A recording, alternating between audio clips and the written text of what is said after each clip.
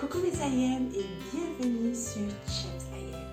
Mieux vaut essayer une idée qui ne marche pas ou une idée qui n'aboutit pas que de ne même pas essayer. Vous voyez cette coiffure? Je ne peux même pas vous décrire ce que c'est. J'ai commencé à faire les nattes sur ma tête, je ne voulais pas quelque chose de compliqué. Et j'ai eu des idées et j'ai essayé. Je ne sais pas si c'est beau, je ne sais pas si ça me va, mais j'ai essayé, j'ai voulu faire cette vidéo aussi avec cette coiffure pour vous montrer le degré de ma folie. Mais c'est justement ça dans la vie, ce sont les idées fous qui va faire de toi un grand influenceur, une grande influenceuse. Je ne parle pas de millions, je ne parle pas de milliards, car pour moi, le vrai milliard se trouve ici. C'est notre capacité à générer des idées, notre capacité à tomber et à se réveiller. Le sujet de cette vidéo est de savoir si un dilemme peut devenir un objectif à mettre en place. Actuellement, tu te trouves peut-être dans une situation où il te faut absolument prendre des décisions. Tu as un peu peur et tu ne sais pas quelle décision prendre parce que celle-ci va fortement influencer ta vie. Tu es tiraillé entre les idées, entre les objectifs, entre les buts et les envies. Tu es submergé par tellement d'idées. Malgré la concentration, il est impossible de prendre une décision.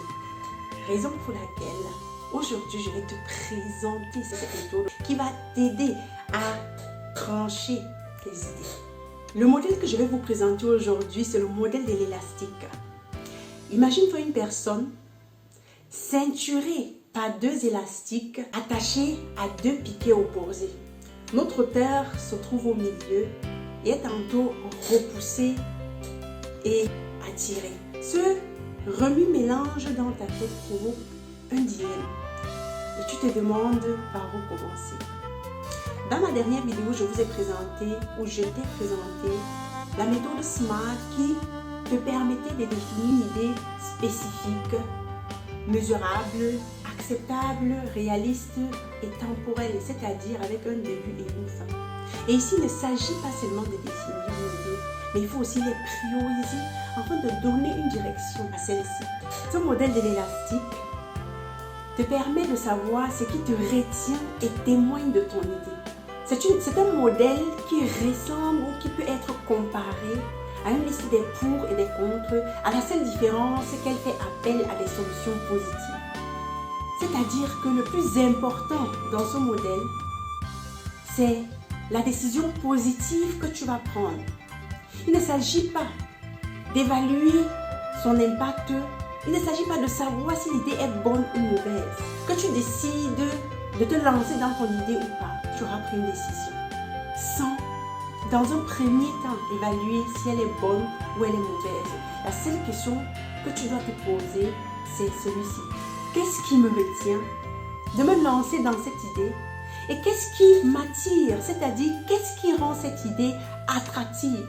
Lorsque tu as donc une idée en tête ou un objectif, pose-toi cette question. Qu'est-ce qui me retient? Est-ce le manque d'informations? Si oui, pose-toi la question de savoir où est-ce que tu peux trouver ces informations-là.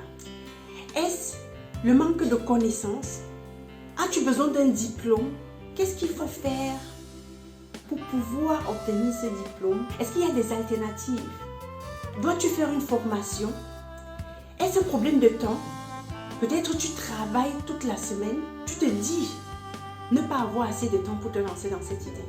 Est-ce peut-être un problème d'argent? Je prends un simple exemple.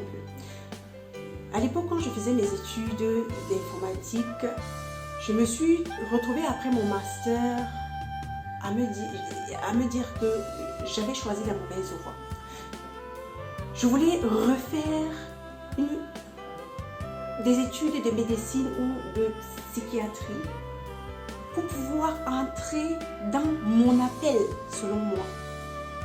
Après, j'ai pesé la liste des pour et des contre. Je me suis dit que mon âge est en train d'avancer. Il est temps, après 5 ans d'études, de gagner de l'argent, par exemple. J'ai opté pour une formation. Je suis allée, j'ai fait des recherches et toute autre chose. Et j'ai trouvé une formation en tant que Psychological Consultant and Personal Coach, c'est-à-dire conseiller psychologique et coach personnel. J'ai fait ça pendant pratiquement 2 ans. Et aujourd'hui, je suis coach Je ne vais certes pas consulter les malades, mais je vais travailler avec des gens. Je vais essayer d'apporter une plus-value. La deuxième question qu'il faut se poser, c'est de savoir qu'est-ce qui m'attire. Pourquoi est-ce que je trouve cette idée si attractive? Si la décision que je dois prendre implique par exemple un déménagement, est-ce le fait de laisser un passé derrière soi? Si l'idée implique un changement de boulot ou bien une réorientation, est-ce le changement en soi qui m'attire ou bien le challenge que celui-ci va m'apporter?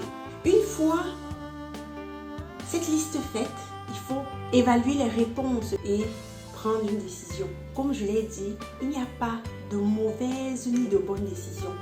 Il y a tout simplement la juste décision que tu prendras. Pour conclure, dans la rubrique de « Qu'est-ce qui me retient ?», il est important d'énumérer dans ta situation actuelle toutes les choses qui te bloquent et essayer de trouver des solutions, des alternatives pour te sortir, pour te débloquer de cette situation, pour débloquer tes idées. Et dans la rubrique « Qu'est-ce qui m'attire ? Qu'est-ce qui rend cette idée attractive ?»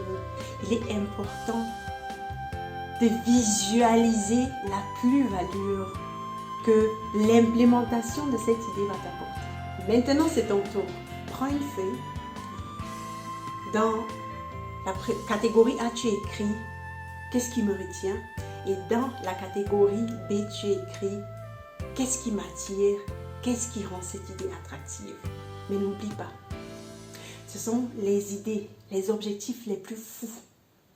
Les objectifs qui, à première vue d'œil, semblent ineffectifs, ne semblent pas importantes, qui à la fin ont un grand impact. Qu'est-ce qui te retient? Qu'est-ce qui t'attire? C'est ça la question. Merci beaucoup pour ton attention. Rendons-nous prochainement sur Chips Again avec une nouvelle méthode.